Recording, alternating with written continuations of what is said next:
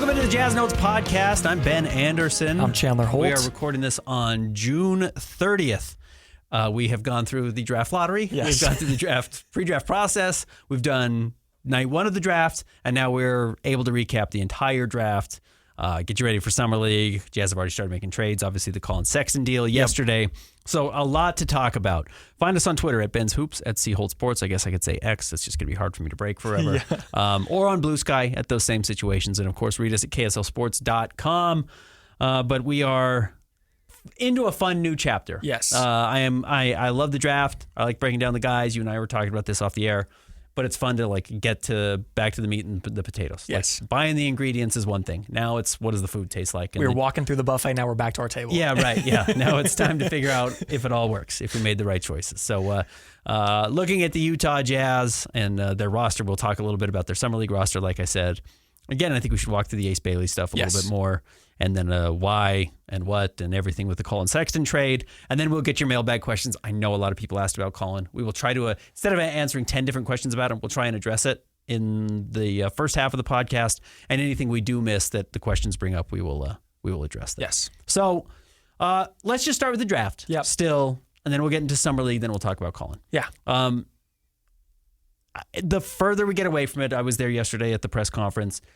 The stranger it is, and I think the happier the Jazz have to be that Ace Bailey is on the roster. Oh, absolutely. And there was a lot of drama yesterday, or last week. I shouldn't say yesterday. There was zero drama yesterday, but late in the week. And I really do think almost all of it was national narrative, and very little of it is based in reality about Ace not wanting to be here. Yeah. And as a journalist, I try to separate myself from the whole situation and just look at it objectively. But I could also see why Jazz fans would be super frustrated about how all of it happened, because at the end of the day, it would take a phone call or just a Twitter search even from these national outlets to see what's going on. Right after all that started stirring up about him not coming to Utah, it was the meeting's until Monday. He doesn't have to be here till Monday. And we actually have some breaking news. Shams Charania is reporting that Jordan Clarkson is finalizing a contract buyout with the Jazz. Wow.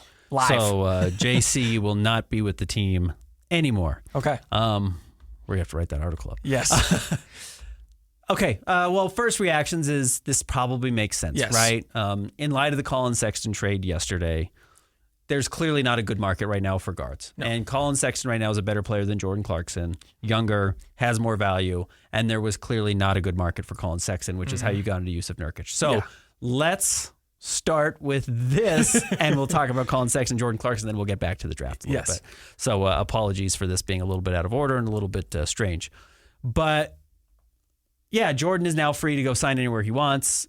Jazz will give him every penny of his contract, just pay him to go do whatever he wants. And he can go sign with a contender or whoever wants to pay him the most money, whatever he wants to do. He's at Paris Fashion Week right now. He's doing all of his Jordan Clarkson stuff. I will just say I love Jordan Clarkson. Yes. I loved the player Jordan Clarkson.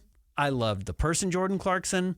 One of my favorite people I've ever interacted with. I get asked in our mailbag every couple of months, who's the favorite player you've ever covered? It's Jordan Clarkson. And then it's the rest. Yeah. And the Jazz have a lot of great players to cover.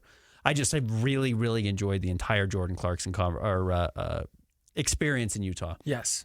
Exciting on the court, some maddening moments on the court. I know fans were frustrated at times. He also has some of just the all-time great moments, huge shots, huge scoring outputs, 6th man of the year, easily the coolest player who's ever lived in Utah and played for the Jazz. Again, we're saying this because he's at Paris Fashion Week right now.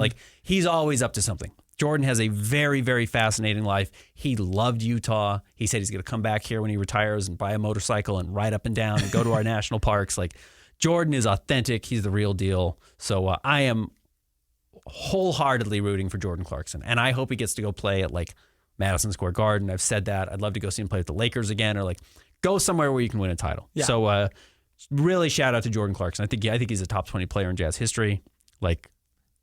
Rooting for Jordan Clarkson. And even off the court, some iconic moments as well. Did you go to a lot of Utah Jazz games? Yeah, I've been to a few. The best. Yes. Jordan Clarkson's the best. Yeah. He's the best dude. Not to say, I'm going to say this, and not to not saying that they did Collin Sexton bad in any way, but good on the Jazz to just buy him out and go where you want to, he has done so much for the franchise. I agree with everything that you said. And I agree with you. I hope that he goes to a contender, finds another home, and then I hope to see him back in Utah someday.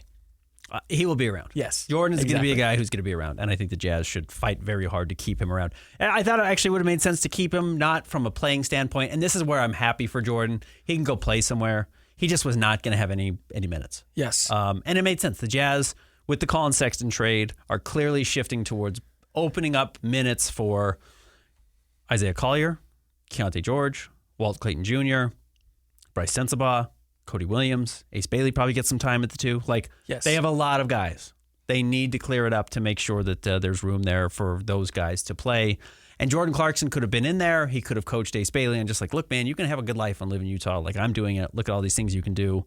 But that's not Jordan Clarkson's job. You don't put him out to pasture yet. I think he still can offer something to a team. Yeah, absolutely. So, anyways, congrats to Jordan on Yes. an absolutely exceptional career with the Utah Jazz. Absolutely. One of the better players we've seen recently and a staple and the longest tenured player in the Jazz until now. And now it's got to be Lowry. Yeah. I would think.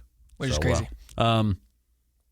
Anyways, credit Jordan. Yes. I really, really enjoyed my time with him. So I guess a personal thank you to Jordan for I had fun talking to you. Yeah. Just a fun time. And he was really a part of the community and did all of his Thanksgiving giveaways and stuff like that. So, okay, so let's take that and translate it into the Collin Sexton conversation, Yes. which is what I just mentioned. Collin Sexton gets traded for Yusuf Nurkic. Jazz have to give up a second round pick. And I think it's the better of their pick or the Clippers pick or something in 2030. Okay.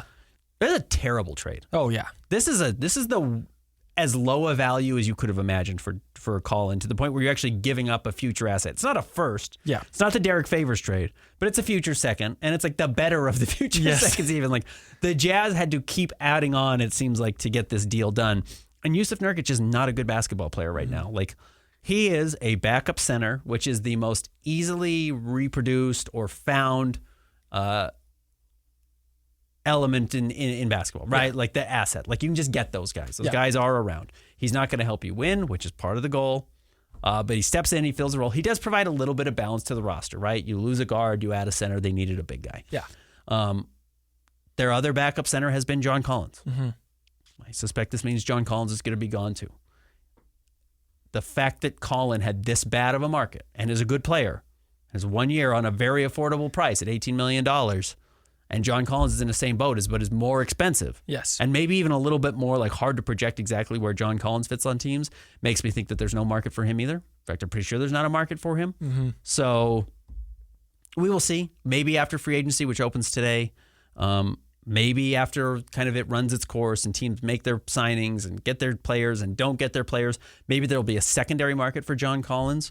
But I think this reflects exactly what the Jazz's goal is next season, which is what we've talked about. Yep. We were there when Austin Ainge said we will not be tanking next year. You're not going to see the shenanigans on the court.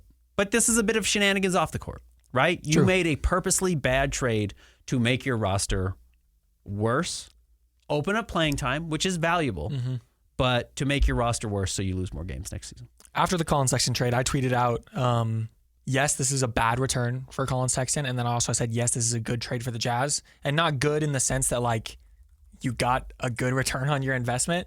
Because you've talked about, for example, you trade away Donovan and you get a group of assets and then you can use those assets to get other assets. And it's sort of the butterfly effect. This trade led to this and it just keeps on going, right?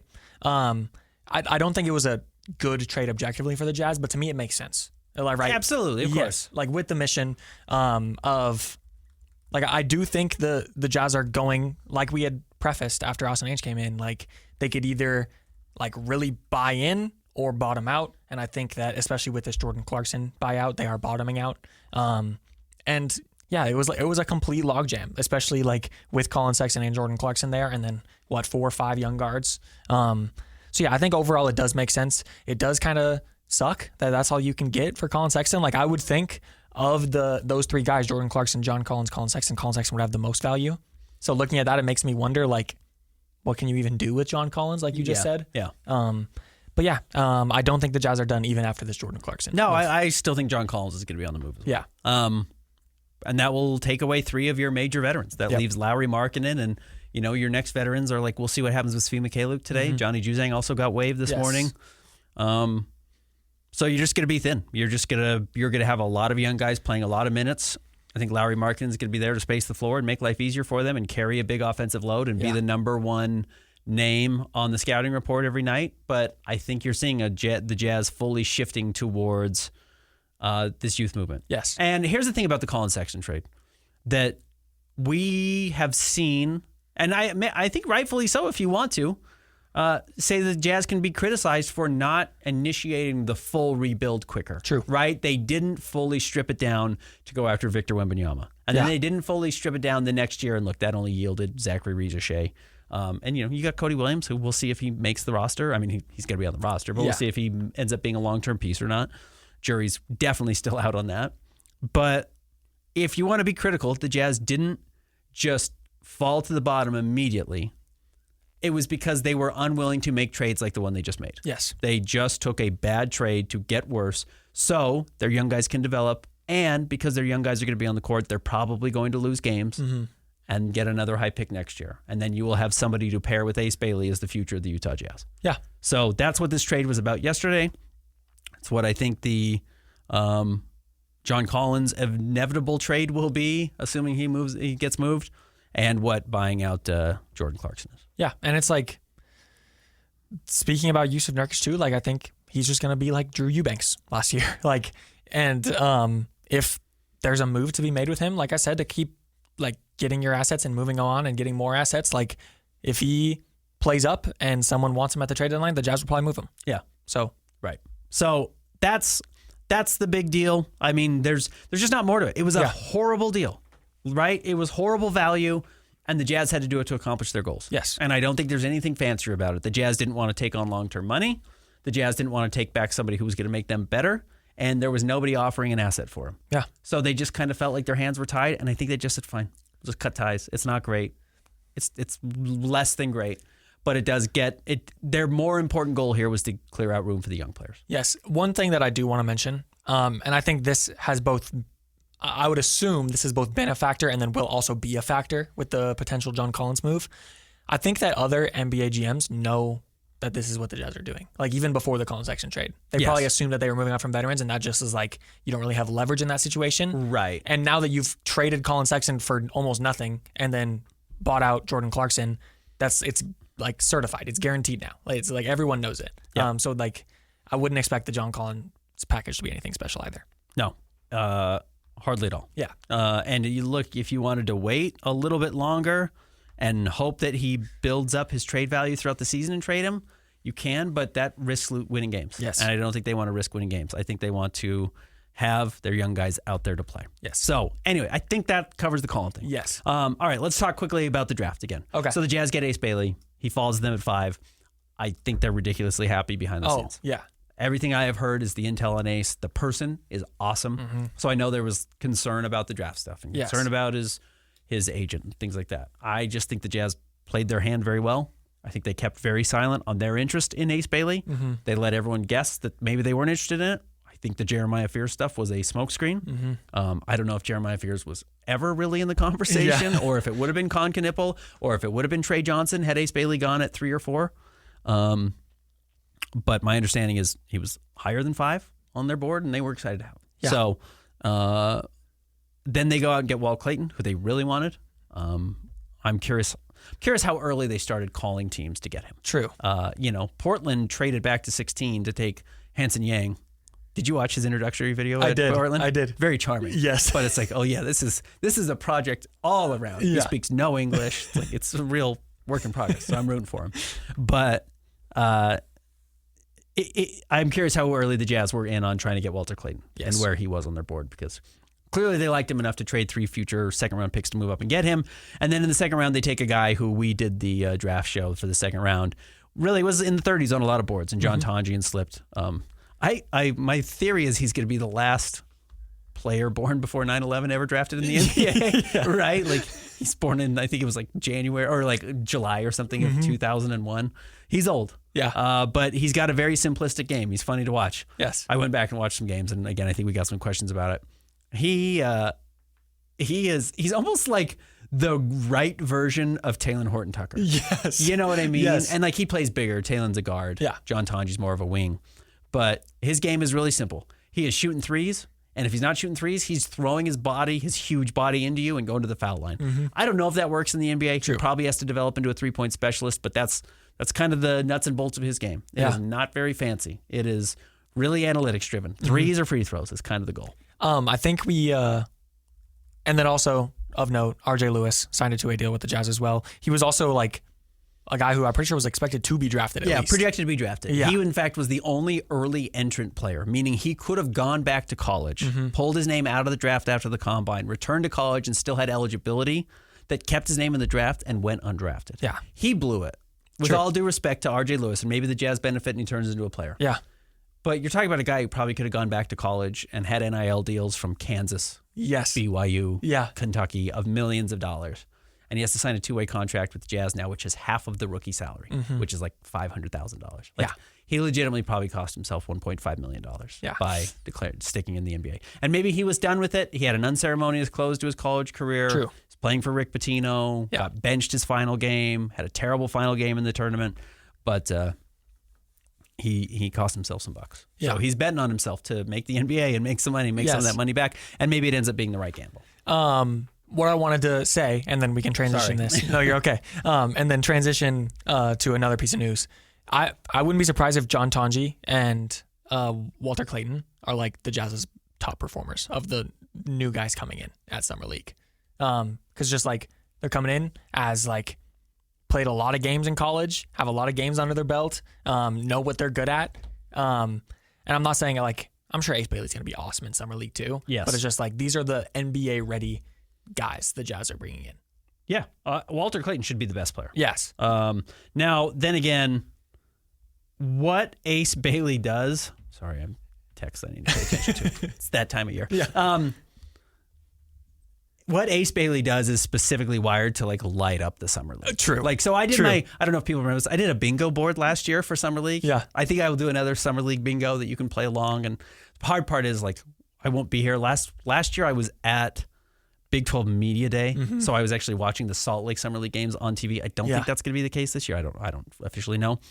So I won't actually hear some of the broadcasting, but Summer League bingo is just like, well, and one of them will be Ace Bailey scores 30. Yeah. Like he has a chance to score 30 in Summer League. Now maybe he'll just be a total fish out of water and he's so raw it's going to take a long time, but he also has that type of potential, and Summer League is primed for guys like Ace Bailey. Just be like, you can't guard me. I'm going to get a lot of shots up. I'm going to take 25 shots. I'm going to score 35 points, and I'm just here to showcase myself. Yes. And the Jazz are just saying, yeah, man, let loose. We're trying to figure out what we have here. So there'll be some fun things there. Yes. But yes, Walt Clayton should probably play very well in Summer League, as should, 24-year-old, the last millennial John Tonji. Speaking of Summer League, the Jazz's Vegas Summer League schedule was announced. Last time we did a full podcast, the Salt Lake Summer League schedule was announced. So now we have the Vegas one, and then also the Jazz announced their Summer League roster. Quickly, I'll run through it. Ace Bailey, Walter Clayton Jr., Isaiah Collier, Kyle Filipowski, Elijah Harkless, RJ Lewis Jr., Bryce Sensabaugh, Jaden Springer, John Tonji, Cody Williams, Max Abmas, Steve Crowell, Jalen Gainey, Dane Goodwin, Cam McGriff, Selton Miguel, Jawan Roberts, and Jay-Z Zahir. So Ace, Walt, Isaiah, Flip, Elijah Harkless, who's also on a 2-way deal. RJ Lewis, who's on the 2-way deal. We just talked about him. Bryce is only playing in Salt Lake City. Yes. But that was a surprise that Bryce is on the roster, but good for him. Jaden Springer, who's on the non-guaranteed contract. John Tonji, the Jazz have to figure out what they're going to do with him. Yep. He could sign that last 2-way deal. I kind of think that's what's going to happen. Okay. But I guess they could just give him a regular contract, or maybe he plays and is not good enough and they waive him. But I think they want to keep him around and give him a year. Cody Williams. That's 10 guys that have like real affiliations with the Jazz that could get minutes next year and did get minutes last year minus the rookies. Yes. And then guys like Max Abmas, et cetera, that you might be familiar with who played with the team last year during their Summer League. So interesting. And then, yes, they start this Saturday and just a killer lineup for the Jazz from this Saturday, which is July 5th, through the 20th, which is where Vegas will be played. And that's when the Vegas kind of what's scheduled is done, but there will still be games after the 20th. Well, I guess it's actually games after the 16th. That's the final game that's scheduled. Sorry, I know I'm being confusing. But the Jazz are going to see VJ Edgecombe for sure. The Jazz are going to see Con Knippel. The Jazz are going to see Trey Johnson. And the Jazz are going to see Dylan Harper. Yeah. Like, other than playing Cooper Flagg, you are getting all of the top players in the draft. So very cool for the Utah Jazz that, that's what having Ace Bailey does. Ace Bailey is going to get the Jazz national TV games next year. Like, he is a huge draw. Yes. He's a big name, and the NBA recognizes it. That's another reason why it's probably smart to draft him. Yes. All right. We did touch on Johnny Juzang being waived today. Yeah. There was basically 4 players the Jazz had, and they could only pick one, I believe, or they could. You can take 2. You can take 2. Actually, yeah. you can take 3 because Jordan Clarkson's been waived, so the roster spots are open. That's the other part of it. There are now 12 players under normal contracts for the Utah Jazz going forward. And I actually wrote this article up. I can pull this up for you really quick. The Jazz have 12 players under contract. They can add 3 more on regular contracts before the beginning of the season, and then you get your 3 two-way deals. And the Jazz already have 2 of those two-way deals filled with Elijah Harkless and RJ Lewis. Yes. So that's what that's going to look like. And then if we want to just walk down the list of players that are on traditional contracts for the Jazz next year, Kyle Filipowski, Bryce Sensabaugh, Isaiah Collier, Keontae George, Yusuf Nurkic, Walker Kessler, Cody Williams, Lauri Markkanen, John Collins, and Taylor Hendricks. Okay. I think that's it. Plus the rookies. Yes. Yeah, plus Ace Bailey and Walt Clayton. Yeah. So it's 12 guys now, so they'll have 3 open roster spots. Speaking of the rookies, let's really quick, I just want to ask you this, then we can get into the mailbag. Do you have a favorite moment or notable moments from the rookie introduction presser? The best moment is that Ace Bailey got off the plane and was supposed to go to his hotel and was like, no, I want to go practice. Yeah. Yes. Okay.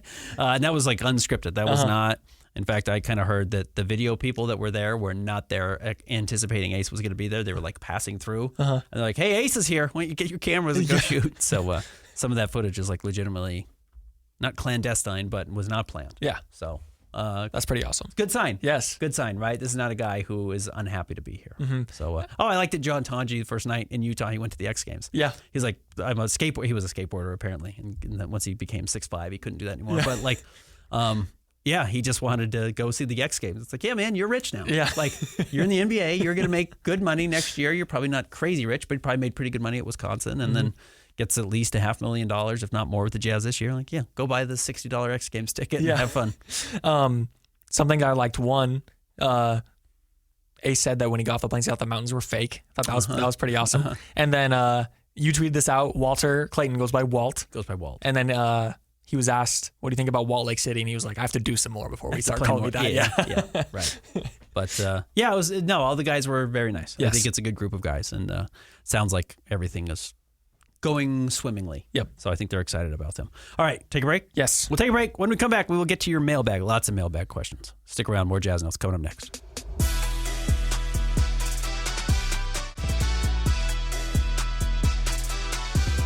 Welcome back to the Jazz Notes podcast. Ben Anderson, Chandler Holt. All right, as always, we like to kick off the second half of the show with our mailbag, and fans are excited right now. Yes. We got a ton of questions, including on Blue Sky. It's been a couple of weeks, I feel like, since we got a Blue Sky question. I think like 30 total questions. Yeah, we've got tons, so we'll get through these. Find us on Twitter or Blue Sky, Ben's Hoops, and C Holt Sports. Let's start burning. Yes. Jake, the link, says, is it safe to buy an Ace Bailey jersey? Do you think he'll be on the roster in 3 years?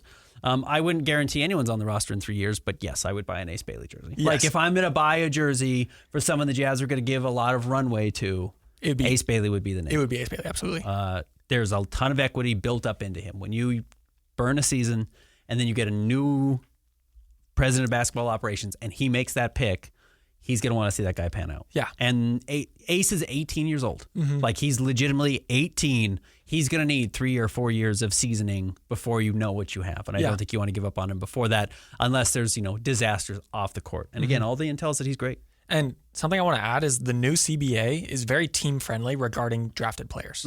Like after Ace's rookie contract, especially if he makes like an all-star team or has some sort of accolade, like the Jazz will be able to offer him so much more money than anyone else could. Agreed. Yeah. I would say yes. It's probably safe. Now, I'm not going to give you your money back if he ends up traded. Let everyone know that. But yeah, that's if you were going to buy a jersey right now, go get that white Ace Bailey jersey when it comes out. That'll look pretty clean. I'm expecting to see a lot of Ace Bailey jerseys. I think that is going to be the number one seller in Utah for a while. Yeah. All right, Jake the Lynx is. Oh, that was the one we just read. Bruno. Is Nurkic expected to take the floor for the Jazz? If so, how can the org explain his presence will enhance the development of the young players given his habits, temperament, and declining production in the past 4 years? He is going to be on the roster, I believe, to start the season, barring a trade that we're not expecting, but I do think he's going to be on the roster. He does just fill backup minutes. Yes. And if he doesn't play, he doesn't play. Yeah. Like I said, I would expect him to be like a Drew Eubanks and like skill, temperament, all that stuff aside, like Kyle Filipowski came in and he was like too small to be a center. Yeah. And it's like there's something there when you have an NBA sized like center who has a body. Yeah, exactly. Yep. Who just like day in and day out can do the thing. Yeah. And this might be the last year of Nurkic's career, or maybe he starts signing minimums after this, but he's not signing big contracts. Or you play him and he looks okay and you find a way to unload his $19 million. But, and if his temperament's a problem, you just send him home. Yeah. Like, you know what I mean? It's pretty low cost. And I do think the Jazz picked the lesser of some evils that were probably out there. And this was the one that made the most sense and actually provided some balance to the roster of having a backup for Walker. But I don't think Nurkic is going to play a lot. And you know what? Walker banging against a big guy for a while and having to get tougher, which apparently Walker has put on even more weight. Wow. Okay. Apparently he's gotten even stronger and bigger. So apparently Walker's looking like a real man. So some good intel there, good signs there. But yeah, go play against Nurkic. Nurkic is annoying and really knows how to play. So knows how to play. Not saying he's a good player, but I'm saying he knows how to play. He's been around the league long enough that probably teach Walker some tricks. Mac Basketball, Blue Sky. What do you see our opening night roster looking like versus after the All-Star break? I have no idea after the All-Star break. Yeah. I bet you it's more similar after the All-Star break this year, though, than it was in years past. Oh, yeah, absolutely. Because, last year we talked about, the Jazz made all their trades before the season by not signing anyone. They still traded a lot of guys, right? They still made moves at the deadline. I think there's going to be even fewer because I don't think John Collins is going to be here. Yeah. Collin's gone. Jordan Clarkson is gone as of 20 minutes ago. So, the opening night roster will be Isaiah or Keontae, Bryce, Ace, Lowry, and Walker. Yeah. That would be my guess. Yeah. But probably either Isaiah or Keontae. Uh-huh. And last year, maybe Walt sneaks in there, but I have a hard time thinking the Jazz start Walt and Ace, their first years there, just from a political standpoint of we're not just only playing the rookies. Stay engaged, and it's worth it. And I believe last year Jazz were top 3, top 5 in most different starting lineups. And I think it's going to be similar this year. They might they're going to toy. Yeah. They might roll out Isaiah, Ace, Taylor Hendricks, Lowry, and Walker. There's going to be a lot of different looks. It's hard in game to create lineups to play together unless you start them. Yeah. Because foul trouble, injuries, turnover, whatever.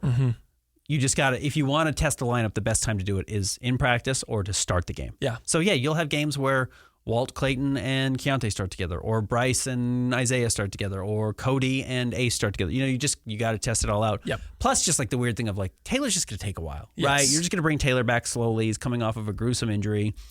Just from a mental standpoint, physical standpoint, you just want to make sure he's okay. So you take it slow with him and just put him in different spots and see how he plays. Anything else on that question? All right, Cody. With the turn we saw for Collin Sexton, do you think the plan is to trade the remaining veterans? Yes. Yes. Yeah. I think it's even for negative value. Yeah. And it's is it just John Collins left you would really expect of the veterans? Yeah, that's the only one. Yeah. So, I don't think they're going to trade Lowry unless a big. If the right deal comes along, I bet they probably would. But I don't think they're out. They wouldn't take negative value for Lowry. No. Nor should they. No. That would be stupid. Yes. Lowry's good. Lowry's going to regain his value because he's going to get a lot of opportunities this season. And they're going to really coach around him, and I think will make him look good. Yeah. Cody Ryan. Oh, no, I just read that one. Sorry. I'm so bad at this. Alex. Now we're at Alex's.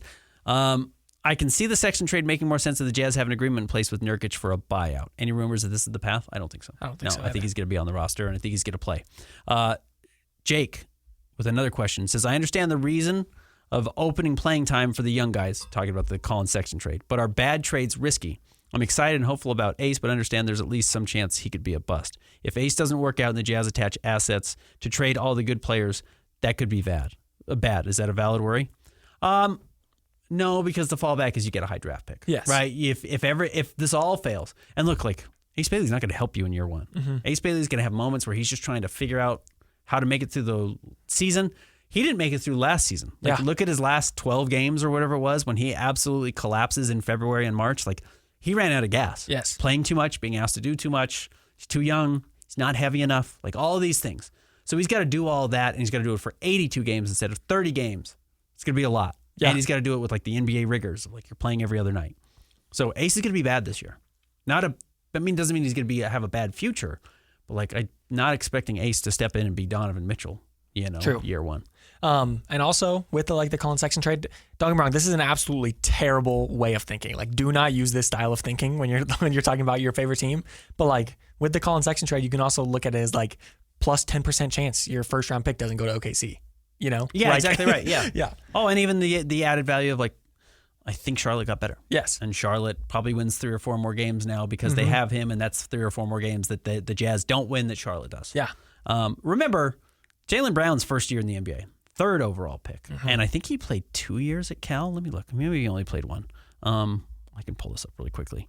But like, Jaylen Brown was nothing his first year in the NBA. No, like, yeah. Absolutely not a player. Just 6 points a game. He played 1 year at Cal, so he was a rookie also. Or a one and done also. But Jaylen Brown's first season at Boston, 6.6 points, 2.8 rebounds, 0.8 assists, 45% from the floor, 34% from 3. Ace will do more than that. Yeah. And look, Jaylen Brown started 20 of those games, but he was raw. Bad. And then jumped up to 14 points his second season, dropped back to 13 points his third season, and you're thinking, like, this guy is a bust. Yeah. And then his fourth season, he jumped up to 20. Fifth season, he was at 24, and he won Finals MVP 2 years ago. Yeah. Like, this is a really good player, and these guys take a while. Yeah. And he came into the league at 20. Ace, this is his age 19 season. He'll turn 19 in season. I think there was take a while. I think there's a direct correlation between cutting off the juice box fade and then him getting better. Which I like the juice box. Yeah. Like, he should have kept it. All right. Alex, thoughts on John Tonji and RJ Lewis? I haven't watched much of either. We touched on Tonji a little bit. I don't think there's like a ton of upside there. I just think you're hoping for a guy who can fit. He's probably a good second round swing. Yeah. If he can shoot with his strength, he's got a little nastiness to his game, likes to dunk, Yes. like wants to dunk. He's fun. He's like a fun player. But at 24, like how much more are you expecting? I think similar to Bryce, and like, mind you, Bryce was a first round pick and he came in much younger. But I think similar to Bryce, it's like the way he played in college and the way he'll be able to make it in the NBA are different, right? Like Bryce Sensabaugh came in and he was like doing 1-dribble pull-ups and like spin dribble and get to the jumpers post. and all this stuff. And it's like he changed his game and he's now a pretty elite spot up 3-point shooter. Yeah. Like I think John Tonji will have to take like a few steps back regarding like his creating and then like few steps forward regarding his shooting and defense. His game is really simple. Let me be a really nasty defensive player and develop that identity and then hit some threes. And if you close out on threes, I can dribble twice and get to the rim. Yeah. That's it. Like it's really simple. His role in the NBA is going to be that if he makes it. And then you add little things on here and there, but that's it. Yeah. RJ Lewis, really explosive, like over a 40-inch vertical, I think. Like he can really leap. Super athletic. Doesn't shoot well. He's around the ball. He's an awesome rebounder. He's like almost 9 rebounds a game as a guard. We talked about that in kind of the pre-draft process, how much I like rebounding guards. So there's a thing there, but he doesn't shoot very well. No. So that's just kind of an issue. Like explosive guard who can score but doesn't shoot. Projecting how he makes it in the NBA is pretty difficult. Yeah, it's tough. But he'll spend all of his time with the G League and figure out if he gets better and see if he can start shooting better. And then all of a sudden, maybe he can be a little bit more like Neat Clifford, which that may not mean anything to anyone who hasn't been watching the draft, but like a guy who can just do a little bit of everything pretty well. Yeah. 18 points in college, 7 rebounds. Like you said, good rebounder. About 34% from 3. Developmental pick. Signed as undrafted free agent. But really good size. Yes. Like tall for a guard and a big-time leaper. Yeah. Big-time dunker. Alex, any indication whether Lowry's unhappy with the way things are shaping up? He's been on board. He loves being in Utah. He may not. I'm not saying he doesn't care about what happens on the court. He does. He's a competitor. He's going to be playing for Team Finland in the FIBA Cup this offseason. So like he wants to win, I'm sure. But I think he can also compartmentalize things and be like, you know what, my life is good. I'm making $40 million a year. Kids are in a good spot. Wife's in a good spot. We're happy. One day the winning will come, hopefully. Yeah.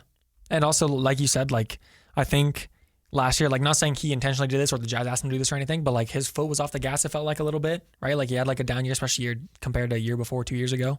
And I think that he's going to be unleashed this year. Like I wouldn't be surprised if he's back to like a 23 plus point per game score. Yep. And then if he builds his value up again, the Jazz will trade him. Yeah. I honestly think that's probably very realistic. Alex, what's going on with these trades? Seems like Juzang won't take minutes from anyone. Why add a second Sexton if he's younger, cheaper than Nurkic? We talked a little bit about Sexton. We can talk about Juzang a little bit. It's just a numbers issue again. Yeah. It's like Juzang has less value to the organization than Ace Bailey and Cody Williams. Yep. That's it. And Taylor Hendricks even, when he steps in and plays that role. Yeah. So and maybe even John Tonji at this point. So Johnny Juzang was a success. Johnny Juzang is going to get signed. He's going to be in the, and I think he's going to get a normal NBA contract and might even get like a couple of years. Give him 3 years. Only the first year is guaranteed, but the second and third year are team options, which is exactly what the Jazz did last summer. But if I'm Denver, if I'm the Lakers, if I'm the Knicks, if I'm Milwaukee, if I'm San Antonio, like all these teams, I would absolutely try and carve out a space for him. Yeah, and I wouldn't be surprised if it's like similar to what happened with Bruce Brown, like after the championship, like he got signed to a big contract. Yeah. Like I wouldn't be surprised if Johnny Juzang is like a $5 to $10 million guy. Probably won't get the 10, but I could see him getting like the full biannual exception from somebody. He's intriguing. He's like a very poor man's Cam Johnson, that's fine. There's value there. Shauna Sewer, good name, on Blue Sky, says, a nitpicky question. Do you like the number 19 for Ace Bailey? Number 19 for the Jazz always reminds me of Rajah Bell. My understanding is he had a different number and then flipped. Yeah. But he can't wear 4 because that was his number in college, and that was Adrian Dantley's number, and it's retired. But I kind of think he had a different number and then flipped it the last second, which is why it took a while to get his number out. His number came out after Walter Clayton and John Tonji. Yeah. So and there's some speculation on this. I originally thought he was gonna like switch to 2 after the Sexton trade became official, but looks like it's gonna be 19. Looks like it's gonna be 19. Yeah. It's a funny number. It's not like a star number, but I also realize I can't tell you most people's numbers. And there's all these things changing. Isaiah Collier's going to 8. 8. Yeah. Because who was wearing 8 last year was Patty Mills. Yes. So Patty Mills is gone. Svi Mikhailiuk is changing to not 13. He was 13 last year, and he's changing his number as well. So it's like 17. I can't remember exactly what it is. I'm really bad with numbers at this point in my career.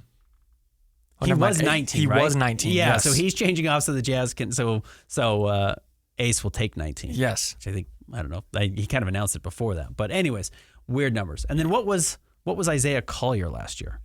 13. He was 13. And Walt is taking that. Walt is taking that. So, there's just a bunch of weird numbers all around. And they change so often now. That just didn't used to be the case. Unless you got traded to a team and the number wasn't available, guys just stuck with their same number. Now guys change numbers season to season on their own. Because I think Bryce Sensabaugh came in as number 8 and changed his number to 28.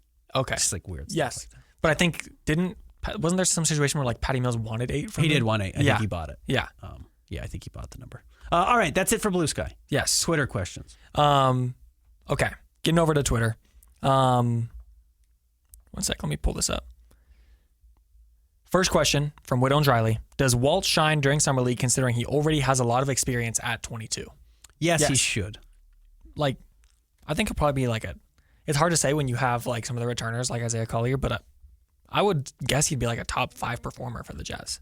I would think so. Yeah, easily top 5 performer. Yes, I would think so for the Jazz. I would imagine that's the case. Mm-hmm. The hard part is just like, what's his role? Are the Jazz saying like, hey, we want you to be a point guard? Like, true. Yes, that's kind of what you did at Florida, but also you're like a difficult shot maker. But let's see if you can really focus on initiating and try and get Ace the ball and try and get Cody the ball and try and get all these other guys the ball to make their life easier. And then think about your scoring next because we know you can score. And this is a chance for us to really open it up and let you do whatever you want. Yes. As opposed to just leaning into your strengths. Like, let's be a little experimental here. I could see that. And then he might not be good because it may be fully determined on, like, did Ace go to the right spot? Because if Ace didn't go to the right spot, the play's broken. And you're not a natural enough point guard to be like, well, I know how to adjust this on the fly. Yeah. But that's also where Isaiah being on this roster is really helpful. Like, Isaiah is just going to get everybody involved. Isaiah's going to get Flip involved. He's going to get Ace involved. He's going to get Bryce involved. It's just like, should make everyone's life a lot easier. Yeah.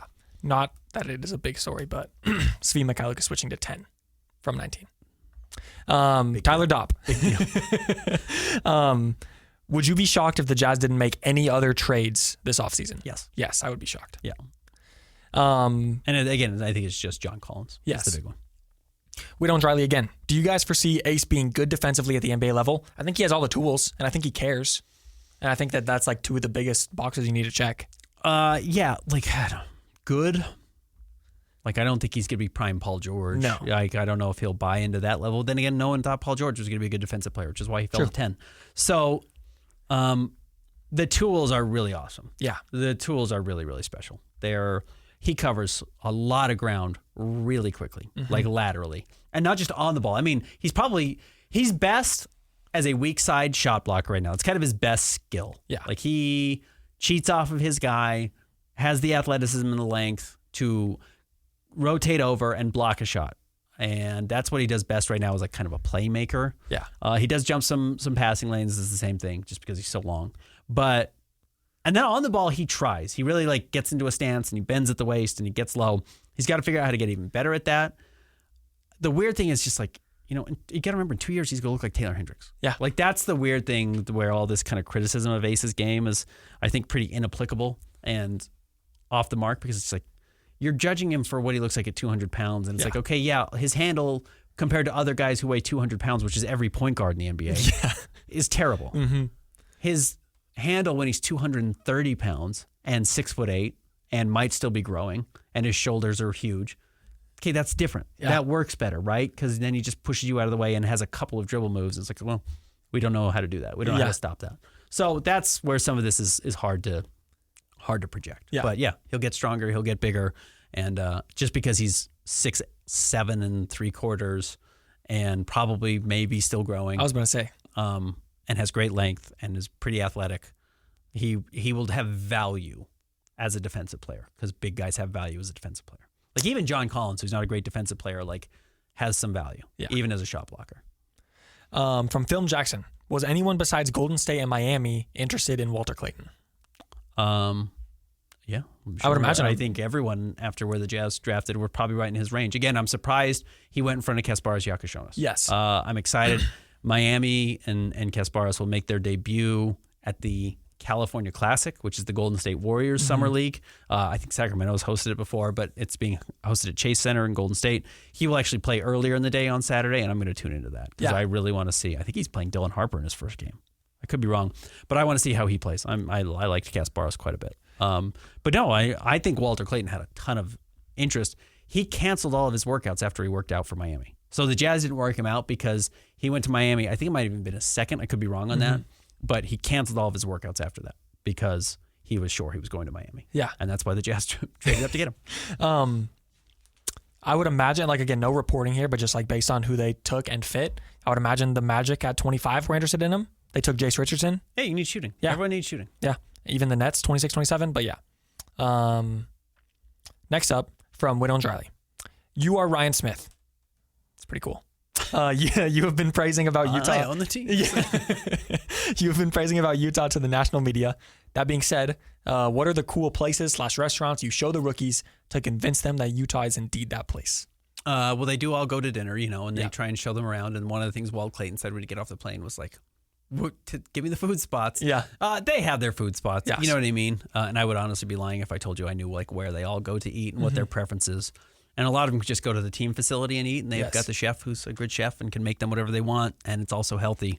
But one of the things I've been told specifically about the downtown development that's going to happen around Delta Center and all the things they're trying to do, and we know the building's under construction, but what they're trying to do on First South and what they're trying to do, blowing the hole out of the convention center. Yeah. Like literally that's part of it, is like we want to give these guys a place to go downtown that is close to where they work, and they can leave the arena or they're just familiar with the area. And so when they are there in the middle of the day or whatever, there's like places to go hang out and places to go eat and I don't know, clubs or whatever, you know what I mean? Like places that are safe for them to go to, you know what I mean? But like they wanted there to be something, if you're a 19-year-old or 21-year-old millionaire and you want a place to go, to have options for you to go. Yes. And that was part of redeveloping downtown Salt Lake City. As much as, yes, you want to have it fun for the fans and a place to hang out before and after the game, you also want the players to feel like, hey, this is an environment that actually is inviting for 20-year-olds and 21-year-olds, not just families with 50-year-old fathers and 18-year-old kids. Yeah. It's about the 18-year-old kids that play for the team too. Yeah. So I think that's part of it. All right, next from Simeon Brown. Have you heard anything about the futures of KJ Martin, Johnny Juzang, and Svi? Surely only one will stay, and I'm going to go with KJ as he has a skill set the Jazz need in defense. We already know about Juzang, but what about Svi and KJ? I don't expect KJ back. Okay. I just think with the Jazz going young and him having an $8 million salary, I just think you want to have flexibility financially right now more than anything. I think financial flexibility is key for teams.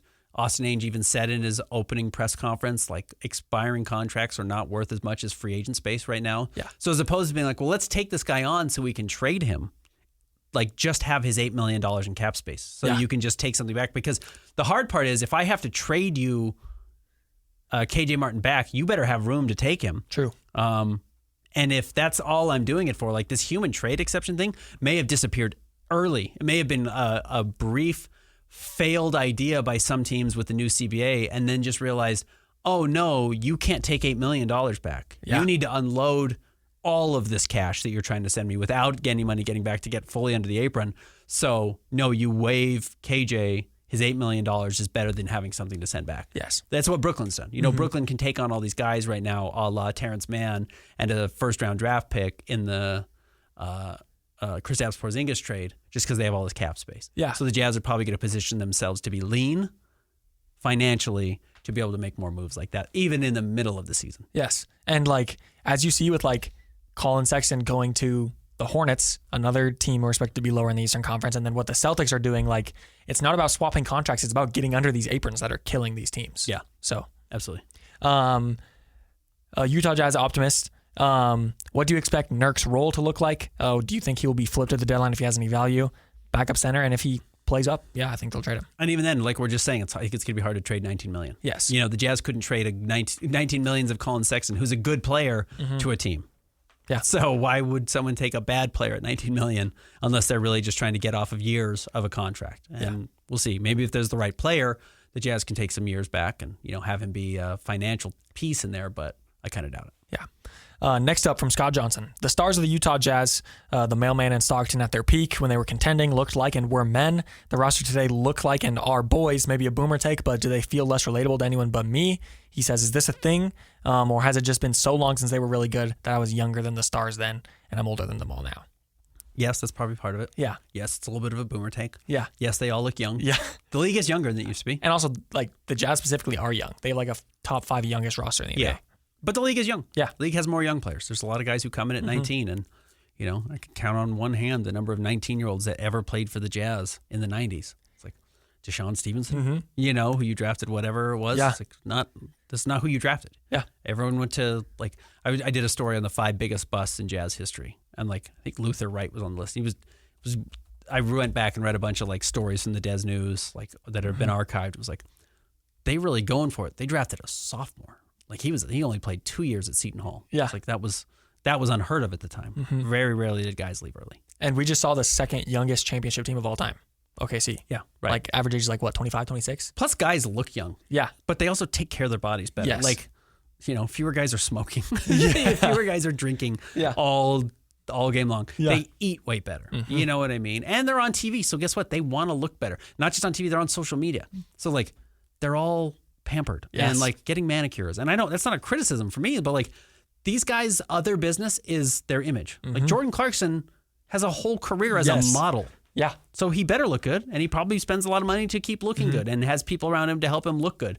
So, yeah, he wants to look young. He doesn't want to look like, Greg Oden. Yeah. Look 90 the second he got into the NBA. Like, yeah, Patrick Ewing was hideous looking. Like, you're on social media now all the time. You want to make sure you look really good. And, like, adding on to that, there's guys like Jared McCain, and I think there's like even you can talk at like podcasts with Paul George and stuff. Like, they like do full-time content creation as well. Right. So it's like, look good. Look the part. Garth Gagnier, next question. Does Austin Ainges, you won't see that anymore, mean that Utah's going to roster dump the rest of the vets purely for the sake of tanking like Sexton? If so, is that the right move in the short term and long term? Yes. And yes. And yes. Yes. Yeah. Yeah. Oh, maybe not long term. Like, if you really wanted to go the long game, and let's say, so here's how this could blow back. If Ace Bailey is, like, shockingly good, and the NBA is just, like, custom fit for him, he fits perfectly next to Lauri Markkanen, perfectly next to Walker Kessler, Keontae George makes a leap, and you're like, oh, man, you're one good guard away from, like, being there, and Isaiah Collier's not there, but you would really love a guy who shoots 40% from 3 and can kind of be a secondary ball handler. That's Collin Sexton. Yeah. That's perfect. And now you don't have him on your roster.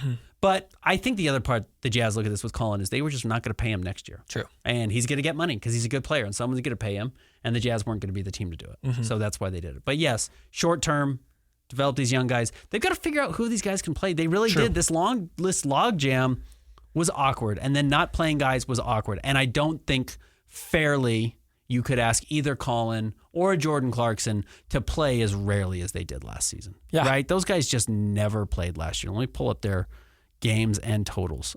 Collin Sexton played 61. He started 61 games. He played 63 total. Jordan Clarkson played 37. Like, Jordan Clarkson's 32. He's not 39 years old. And there are guys like Chris Paul who are 39 years old who played 82 games last year. Like, Jordan could have played a lot more.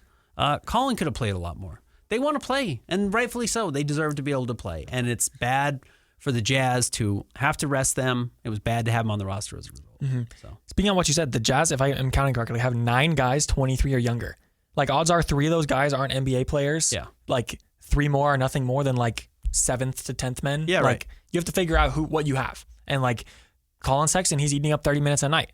Like, specifically Collin Sexton. Yeah, that right. guy's not going to get off the court. Right. So it's just like, it remains to be seen, like, short term and I mean long term. Because one thing is, like, the Suns had to add an asset to get rid of Yusuf Nurkic, and then the Hornets just got an asset to get rid. So if like the Hornets trade Collin Sexton, maybe they get an asset back that doesn't directly affect the Jazz, but you're like, oh man, like they did it when we couldn't, you know? Let me do a little math really quick. Okay, so Collin Sexton played 60 games last year. That was, again, they Jazz like rested him, over-rested him. He played 63 games. He played 1,800 minutes. So Jen, just like, this is all rounded. Yeah. If you were to divide that up into 3 different players, like his 1,800 minutes, and give them each 600 minutes, right? 600 plus 600 plus 600 gets you to 1,800. Give that to three different players. That's 7 minutes a night. That's an entire shift a night, right? Like, that's, and I shift, I mean in between timeouts. Like, right, you play either 3 segments or you play 4 segments in the game. Like, 7 minutes is an extra shift you get to play in game for Isaiah Collier and Isaiah's already up at 8. He played more minutes than Collin, and Keontae played the most. Yeah. So look, Keontae played 21. I don't know how 2,100 minutes. I don't know how many more you can ask of him. Isaiah Collier played 1,800 minutes. I don't know how many more you're going to ask of him. But now, yes, Bryce Sensabaugh can get another 600 minutes. So that gets him up to 2,000. And then you can give Walt Clayton Jr. 600 minutes. That's 600 minutes that he can play. Or you can give him to Cody, or you can give him to Ace Bailey. It's just like all of these areas, you've got 3 segments of 600 minutes you can give to guys. That's a lot. Yeah. 7 minutes a night for an entire season is a lot of basketball. And another thing that I kind of like about this move is we're in a positionless sort of league right now, right? And I think Collin Sexton was one of the only like position locked players on the Jazz. Okay. Like, you're playing him at point guard. Like, he'll do some off guard stuff. Yeah. Like him and Keontae when they played were sort of like a who takes the ball up kind of thing, you know? But he's a point guard. Yeah. He's smaller. And I think, like, looking at the lineup, like, it's really just like Walker Kessler who can only really play one position. Maybe Isaiah Collier too. But, Isaiah. Yeah. It's like, remains to be seen short term and long term, but it makes sense. Yep. DJM. Prediction on the 15-man roster and who are the 2 ways. Could see more guys traded tonight, though. I think Tanji will get the 3rd 2-way. Okay. That's just kind of my guess. Yeah. Because the Jazz extended the restricted free agency offer to Oscar Tshiebwe. Yeah. Now, I don't know if Oscar's going to be on the team. He's not on the Summer League roster. He's got a little bit of an injury, I guess, he's dealing with. So, but he's not going to be on the Summer League roster, at least now. Maybe he's on the team in Vegas. But yeah, I think that'll be your 3 2-ways. I think it'll be Tanji. I could be wrong, but I think it's Tanji. It's definitely RJ Lewis, and it's definitely Elijah Harkless. The 12 guys we already mentioned, right? I already went through them earlier, including Walt Clayton Jr. and Ace Bailey. And then you have 3 more spots. Yeah. It's like one of Jaden Springer or Svi Mikhailiuk. What about Oscar Tshiebwe as well? And I mentioned Oscar. Okay. Yeah. And he got the qualifying offer. Maybe you just sign him and he's your backup. Yeah. You know what I mean? He's just like your 3rd big, and you can still play him as much as you want in the G League. Yeah. It's possible there. Michael Potter's gone. Yeah, and then you just fill it out with like a couple of veterans. Just a couple of like random dudes who it's like, bring in, probably not a guard. You know what I mean? Yes. But like bring in a wing to play some minutes here and there that just like doesn't help you win games, but eats minutes when Ace Bailey's just played too much. Yes. You know, it's kind of what it's going to look like. I wish I had the names for you. It's just not going to be that. It's not going to be anyone exciting, and I don't even know if the Jazz get those deals done right out of the gate. Remember they signed the big guy that we were just talking about from that they traded to the Clippers last year. Drew Eubanks. Sorry, Uncle Drew. Again, a million names. Yes. They signed Drew the second free agency open. It was like, what? Okay. I don't know if I don't know if they're going to do that this year. I don't know if there's like that guy. Again, that was the human trade exception. I don't know if we're going to see that again. Yes. Maybe 4:00 today, but I don't know if we're going to see that. And like, I think it also depends on, like, again, it hasn't happened yet, but we're assuming that there's going to be a John Collins trade. Depends on who they get back in that. Yeah, maybe they get 2 guys back. Yeah. To get up to $26 million. That's very possible. Yes. But if they are bringing in a free agent, I would imagine it'd be like a Patty Mills type of, you know? Yeah, exactly right. Benjamin Smith, what surprised you most about the Collin Sexton trade yesterday? I would just say probably that the Jazz had to give an asset with him. Absolutely. Yeah. Denny B. Karchner. Jazz player values are confusing. Why is there such a discrepancy between fans' perception of value and actual value? Did the tanking devalue Jazz players? I would say fans, like in most cases, not trying to say that fans don't really understand what's going on, but in most cases, I would assume fans are just like looking at the on-court product. How many points you put up, what you bring to the team is your value. When in reality, like, their contract and what the teams are trying to do to get under these aprons or the assets they're swapping. Like, there's a lot more that goes into value than just what happens on the court. Yes, there are a lot more deals, or there's a lot more to all of this than just like, do you score 17 points and shoot 40% from 3? Yeah, there's roster fit, there's future opportunities, there's whose minutes are you taking? Yeah, there are a lot. How are you going to fit with these guys? Who do you know, et cetera? There is a lot to that. Yes, you do build up the value of your own players because you watch them. Yes. Right? Like you see Collin night in, night out, and teams don't see him that much. I know they watch. I know they scout. They've got scouts in cities to watch these guys specifically. But yeah, guys get labels as, well, he's played on losing teams his whole career, so he may not help you win. Yeah. Like, I actually think Collin can help you win. I feel the same thing about John Collins, but John Collins went from mostly losing in Atlanta to exclusively losing in Utah. Collin went from mostly or exclusively losing in Cleveland to exclusively losing in Utah. And people think, well, like, that's a losing player. Yeah. So he does get that reputation, and it's hard to shake. But I don't think he's a losing player. No. Jesse. Talk me into Walt Clayton. What makes him different from other undersized March heroes, Trey Burke, Shabazz Napier, Shane Larkin, etc.? Well, he shoots 40% from 3. Yeah. And it's like a legitimately insane shot maker. That's the main difference. And I mean, Trey Burke is just a horrendous shooter. Shane Larkin. Let me pull up what Shane shot. You know, Shane is like ended up being one of the greatest overseas players. Like, he's a really great overseas player. Couldn't shoot. 33% for his career in the NBA. Yeah. It's like, it's not that complicated. It's like, he's going to shoot 7 percentage points higher from 3. And if he can do a little bit of playmaking, like out of the pick and roll, he'll make it. And if he doesn't, he probably isn't going to make it. Yeah. But he does make those types of shots and has made them for 3 straight years. He's been a really high-level shot maker basically his entire college career. Yeah. So that's who he is. For me, Shane Larkin, by the way, 37% in college, 32% his first year, 40% his second year. Wow. Okay. So he's pretty prolific, 173s. Yeah. In his second year in college. For Walt, I would say his swing skill, if you want to call it that, is his like game processing and playmaking. Right? I think he already has the shot making. And if you look at it differently, like Cody Williams is a smart player. He was in the right place a lot of times, but he didn't have the shot making. And then we're talking about him as like one of the worst rookies ever. You know? So it's like that's the difference. Moneyball. Yeah. You know, get on base, ball goes in the hole. Like, that's a huge thing. Yeah. You know, Keontae George is super skilled.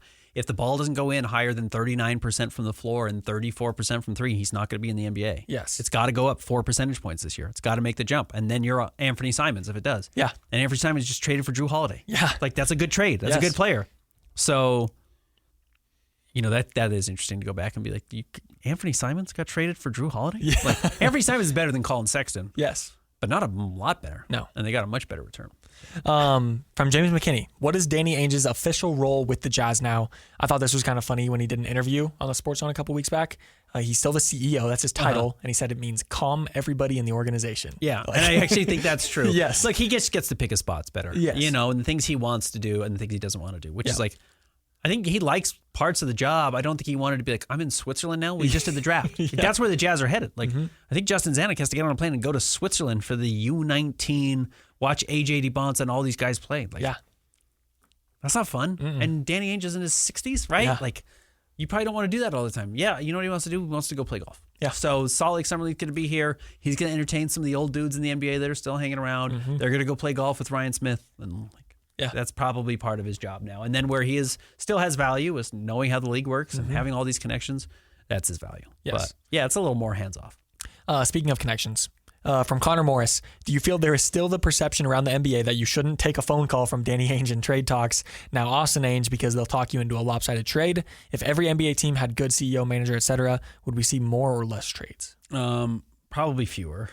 Yeah.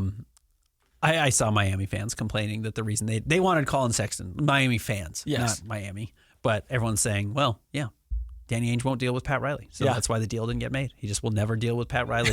And that was their theory. And that's been a real theory for a while, Yes. that Ainge will not deal with Pat. So Yeah. I don't know if that's accurate or not. You know, and Austin might be totally different. But Yeah. I know that's what Heat fans think. All right. I think that's it. That's all? That's all of them? I think so. Okay. Big mailbag. I expect it to be a big mailbag.